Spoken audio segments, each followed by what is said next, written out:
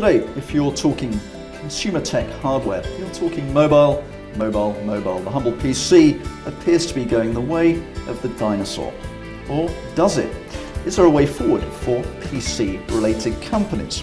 Moreover, what do we expect to see as the overall tech trends in global technology over the next 5 to 10 years, particularly in Asia Pacific, and particularly, of course, here in Korea?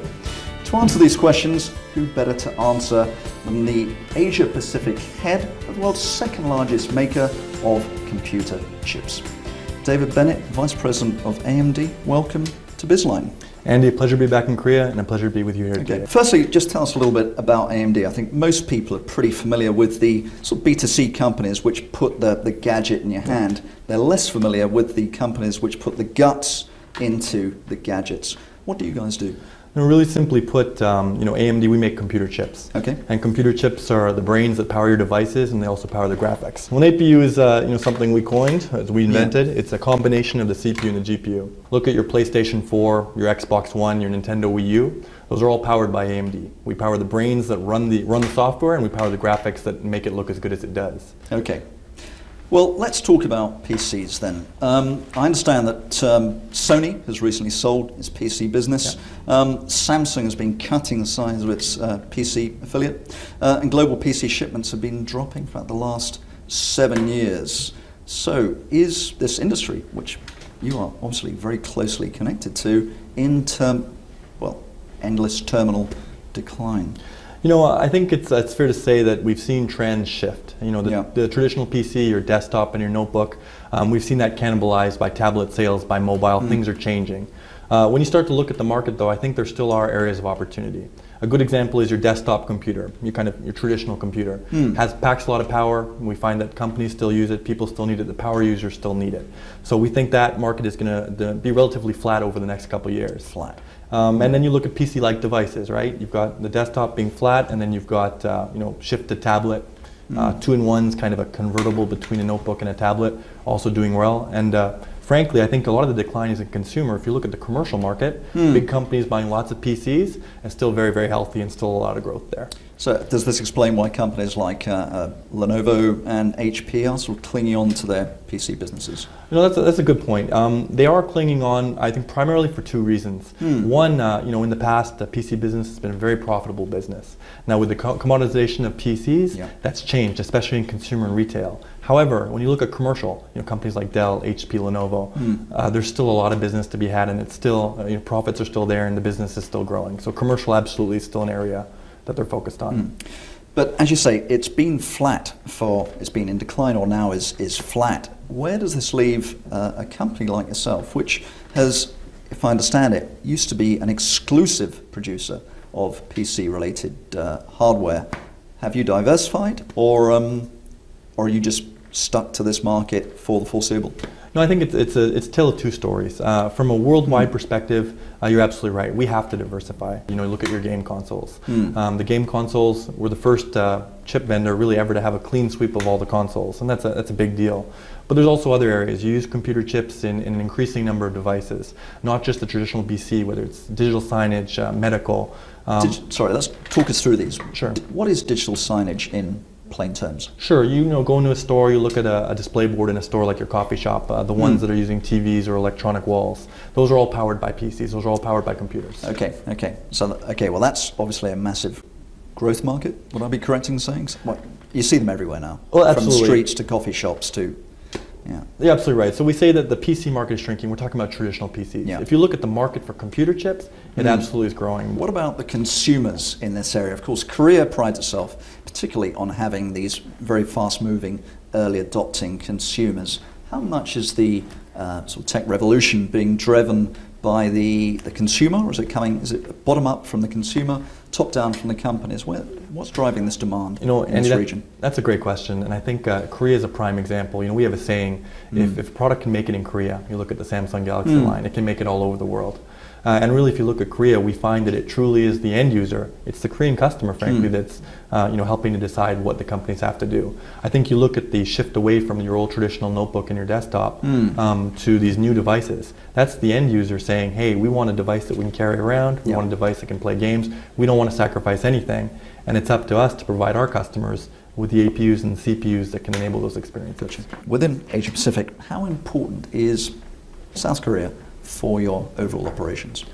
Right. As I said, if you look at sort of the momentum and the movement, the tech movement, if you will, in Korea, in South Korea, obviously the customer really drives preference. We see, again, a good example of Samsung. Samsung is an extremely important customer. We do a lot of business with Samsung, both here in South Korea and worldwide. But then you start looking at the other kind of companies here, right? You look at set-top boxes, the devices that control your TV. Sure. There's a huge number of them that are driven right out by Korean companies. You've got LG, you've got, again, Samsung, you've got a lot of companies here that do that. We talk about gaming as well, not just the game consoles. You talk about casino gaming. In Japan, you've got a pachinko gaming market and casino gaming market here. Those kind of companies are also looking for products that can enable their visual experiences. And I would say that in our market, Korea, again, is really driving that adoption and driving the influence. It's important for us to make sure that we're delivering products to our customers that the Korean market, the Korean consumer is going to accept, and that tells us it'll be accepted elsewhere in the world as well. When you come to Korea and you travel here, I think you were telling me earlier, once a month? At least. What are you looking at when you're actually in Korea? When you're not actually meeting your clients, what's sort of catching your eye in terms of on-the-street tech here? It's incredible when you come to Korea and you look at the technology that surrounds you. And you look at the phones that people are carrying and their devices, their watches and their phones and how they interact.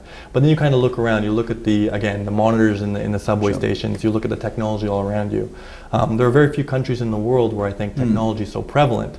And we really look again to Korea to tell us sort of where's the next trends and where we can go and what kind of devices need powering. That's interesting you say that, because I remember back in the late 1990s when Korea's internet backbone came online. It was probably the best broadband infrastructure in the world at the time. And also when CDMA mobile technology came online, probably the best in the world. But I've noticed over the last 10 years, other countries have kind of caught up with Korea now. Korea's not quite as cutting edge as it used to be. Firstly, do you agree with that? And secondly, what do Korean companies, Korean officials, maybe even Korean consumers need to do for Korea to take the next leap and become a clear leader once again? So, from a broadband perspective, I'd absolutely agree with you. I think Korea took a very early lead. I think what you're seeing, and you said it well, is that other countries are now catching up. You look at Japan and Singapore and Korea. But if you look at a worldwide, the average, I mean, Korea is still very much up there in terms of speed and availability of broadband. It's some incredible number. I think it's available to most everyone in the country. Now the next question is what can Korean companies do? Frankly, I think they're doing it. I think the way to succeed in technology in the next couple of years, the last 20 years was all about speeds and feeds and faster numbers. The next 20 years is about the experiences that these chips are driving. It's about what the consumers want. And again, it goes back to that not wanting to sacrifice battery life for the ability to game and watch movies on your portable screen. And I think it's up to Korean companies to look at the trends that their consumers are telling them and to adapt their products as such. And again, perhaps we're getting ahead of ourselves because you're supplying the components, not the end product. But what do consumers want from tech looking ahead? If I can stop you there, it's funny. It's a good point. Our company, AMD, we design the products that go in our customers' products. But at the end of the day, we've taken a model where we've stopped designing the product with the highest number or the most amount of memory or whatever. We're really looking at designing a product from grounds up that meets the needs of our customers and are really designed around delivering an experience. And if that experience is to have better visuals, to have more immersive visuals, we'll forgo the faster speed to give them what they want. So it is important for a company like us to ensure that we're delivering these experiences to our customers so they can deliver to the end user. Now, what's important? But what are these experiences that people want? Right. We call it surround computing, and that's not to say there's computers around you. It's to say that to be able to immerse yourself in how you use your computer, gesture recognition, facial recognition, eye recognition, to have visuals that are smooth and fluid without any sort of jarring jarring change or pixelation.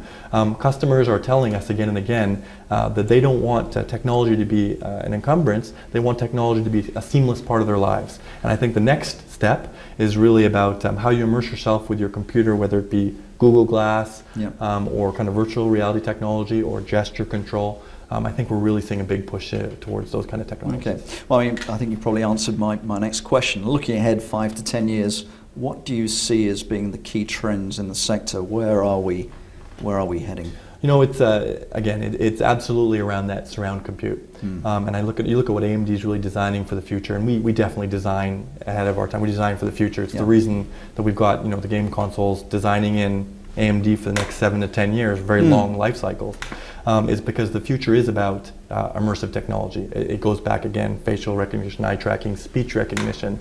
You look at a company like Oculus Rift, I don't know if you've seen them, you put on these big goggles and you've got virtual reality like we saw when we were younger, but that actually works and immerses you. It's incredible what the experience. And this is being used for what? For gaming, for education, for military purposes? I mean, what's the application of it? You're absolutely right. So usually these things get developed around gaming first. Gaming tends to push the boundaries of technology. If it can game, it can usually do these other kind of activities as well. But we see this kind of virtual reality technology in gaming, in medical, in remote medicine, for instance, all over the place. Okay, and again, a similar question, but let's look on the negative side. You know, this is a fast-moving sector. Very easy to make one wrong step, get left behind, goodbye. What keeps you awake at night? What is the frightening aspect of the future for a tech player like yourself? That's a good question. Other than our competitors, what keeps me up at night, frankly speaking, is security. I think Korea had a great example. I think it was last year, if I recall, there was a huge security breach, and we see it all over the place. They're ongoing, Well, they continue, right? So I think security, as we put our data in the cloud and our personal information is ubiquitous, it's really important that we design products that are more secure. I always understood security problems as being part of systems and processes rather than the hardware itself. I'm wrong? No, you're absolutely right. It goes down to the software, it goes down to process, it goes down in some cases to human error. What I'm speaking about is we've enabled something called ARM Trust Zone, and I don't want to get too technical on you, but it's the same security technology that's in your cell phones, in your devices, in your tablets. And this is what it allows to do. It allows the software and the hardware, the computer chip, to talk in a secure manner so that it can't be intercepted and the data can't be stolen. And that's something that's not available in a traditional PC environment, but is what powers your banking on your phone and your banking on your tablet. So security is of the utmost importance to us. Okay. Well, David, thank you very much for talking about some really fascinating things which we'll look forward to be seeing in the fairly close future, I would imagine. Okay, thanks for being on Busy One. Andy, thank you very much. Okay, not at all.